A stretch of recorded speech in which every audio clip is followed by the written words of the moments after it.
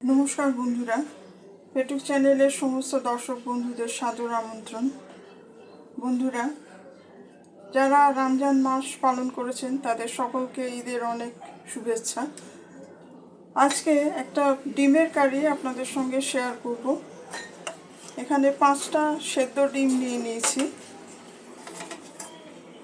একটা একটু বড় মাপের পেঁয়াজ নিয়েছি, আদা নিয়েছি আর 5 কোয়া রসুন নিয়েছি। প্রথমে আদা পেঁয়াজ রসুনের একটা পেস্ট তৈরি করে নেব। বন্ধুরা, কড়াতে আমি সর্ষের তেল সাদা তেল দিয়ে দিয়েছি পরিমাণ মতো। এখানে ডিমগুলো প্রথমে একটু হালকা করে কেটে নেব। ডিমের গাটা একটু ছুরি দিয়ে চিড়ে নেব যাতে এর ভেতরে মশলাটা ভালো করে ঢোকে।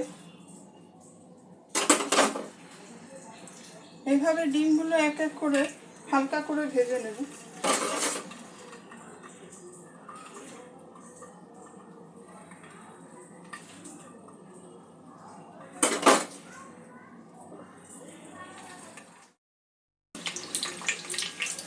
ডিমগুলো আমি হালকা করে ভেজে নিয়েছি, খুব সামান্য ভাজতে হবে। তুলে নেব এবারে।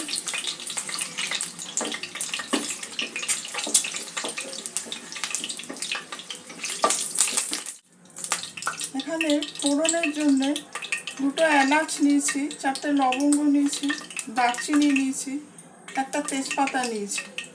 এগুলো তেলের সঙ্গে যোগ করে দেব। তেজপাতাটা একটু ভেঙে দিয়ে দেব।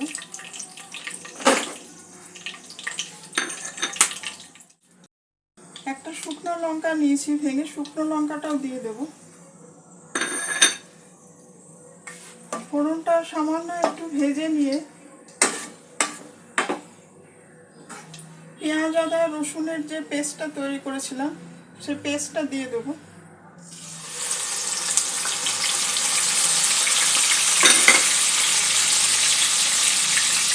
এটা একটা খুব সিম্পল রেসিপি। এখন জ্বালানির যেরকম অবস্থা তাতে খুব বেশি সময় নিয়ে রান্না করাটা একটু অসুবিধা, খুব তাড়াতাড়ি এটা হয়ে যাবে। পেঁয়াজটা একটু ভেজে নেব। বন্ধুরা, যারা রেসিপিটি দেখছেন সমস্ত দর্শক বন্ধুদের অসংখ্য ধন্যবাদ। রেসিপিটি কেমন লাগছে কমেন্ট করে আপনাদের মতামত জানাবেন। আর ভিডিওটি ভালো লাগলে লাইক শেয়ার ও সাবস্ক্রাইব করে চ্যানেলটির পাশে থাকতে অনুরোধ করছি। পেঁয়াজ আদা রসুনের কাঁচা গন্ধটা চলে যাওয়া পর্যন্ত একটু ভেজে নেব।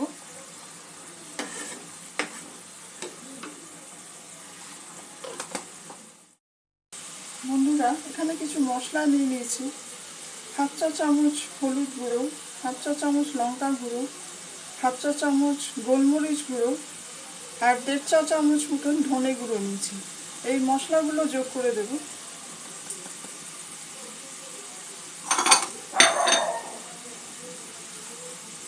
মশলাগুলো দিয়ে আর একটু ভালো করে কষে নেব।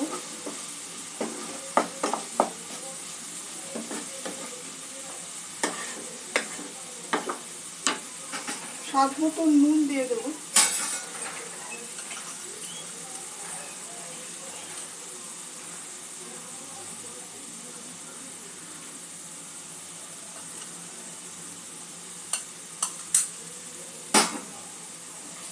মশলাটা একটু কষে যাওয়া পর্যন্ত একটু অপেক্ষা করব।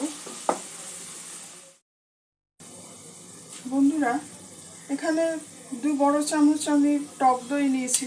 টক দইটা একটু ফেটিয়ে নিয়ে মশলার সঙ্গে যোগ করে দেব।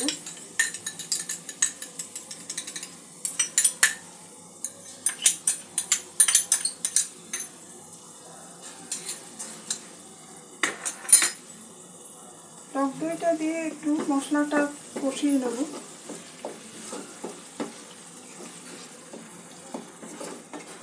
এই রেসিপিটা আপনারা ভাত, রুটি, পরোটা সব কিছুর সঙ্গেই খাওয়া যাবে।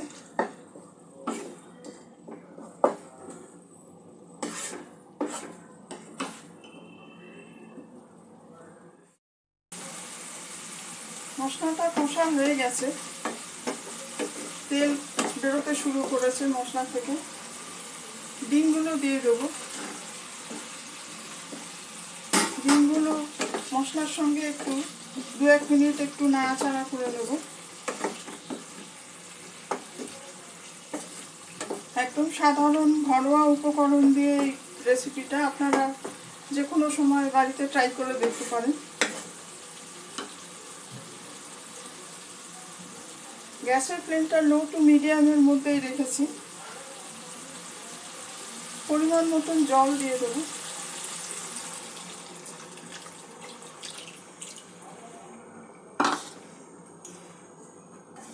খুব বেশি পাতলা গ্রেভি হবে না, রুটি পরোটার সঙ্গে খুব বেশি পাতলা গ্রেভি তো চলে না, সেই রকমভাবেই আর কি গ্রেভিটা তৈরি হবে।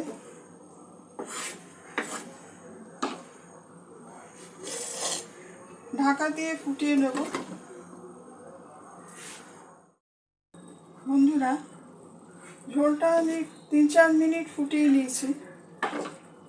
এখানে 1 চা চামচ মিল্ক পাউডার নিয়েছি।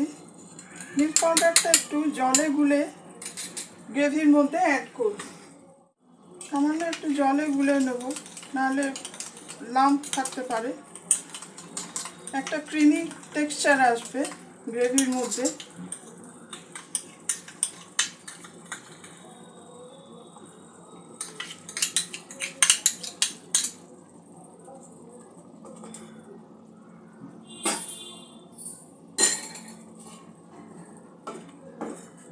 দু 1 মিনিট একটু ফুটিয়ে নেব গ্রেভিটা। একটা কাঁচা লঙ্কা নিয়েছি ছিঁড়ে, কাঁচা লঙ্কাটা দিয়ে দেব।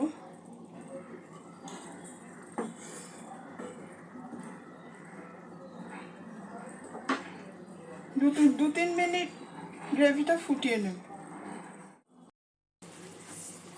কয়েক মিনিট আমি গ্রেভিটা ফুটিয়ে নিয়েছি।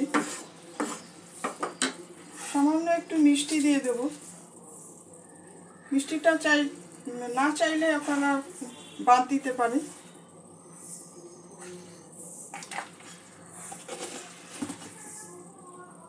একটু ঘি দিয়ে দেব।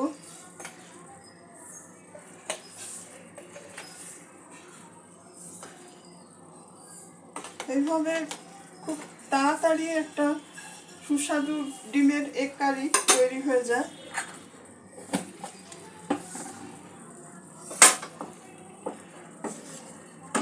ক্রিম ইউজ না করেও আপনারা এইভাবে একটা ক্রিমি এগ কারি তৈরি করে ফেলতে পারবেন।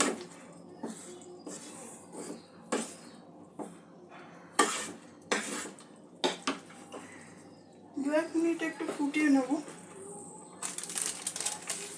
সামান্য একটু গরম মশলা দিয়ে দেব।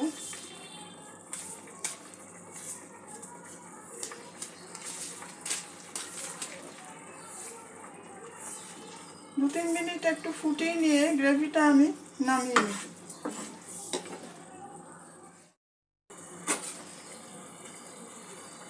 বন্ধুরা, আমাদের ক্রিমি এগ কারি একদম রেডি। একটু গ্রেভি থাকবে, ভাত, রুটি সব কিছুর সাথেই খাওয়া যাবে। কারিটা এবার আমি পাত্রে ঢেলে নেব। বন্ধুরা, এগ কারিটা আমি পাত্রে ঢেলে নিয়েছি। আমাদের ক্রিমি মশলা এগ কারি একদম রেডি।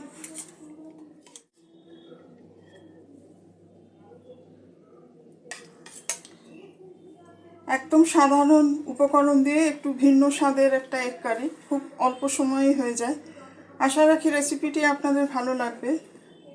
আপনারাও এইভাবে বাড়িতে ট্রাই করে দেখবেন। সবাই ভালো থাকবেন, সুস্থ থাকবেন। আজকের এপিসোড এখানেই শেষ করছি। ধন্যবাদ।